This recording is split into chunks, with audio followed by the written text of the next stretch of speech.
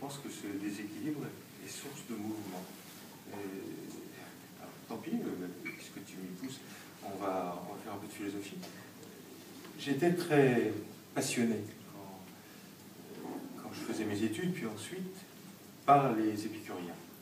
Je me rappelle que les cours de philosophie nous disaient, en gros, tout commence à Platon, hein, et puis tout commence à Descartes, enfin, tout commence à la pensée bien ordonnée. Et j'admirais ces gens qui ont construit une physique du monde où les atomes sont animés de mouvements obliques. Et j'aime cette idée que c'est le déséquilibre qui crée de la création, de l'envie, du désir.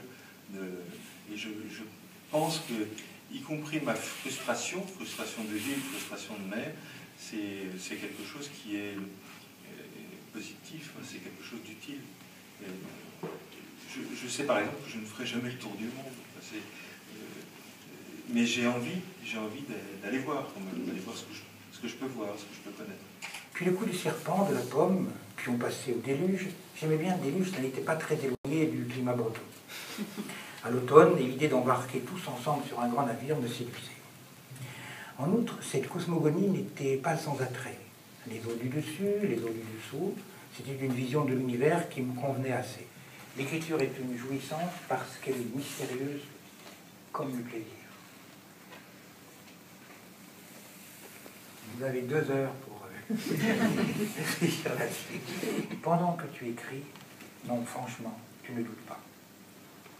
Tu n'en as point le loisir. Une dame disait à l'un de mes amis qu'elle doute de tout et constamment. Puis elle s'est reprise, sauf quand je jouis.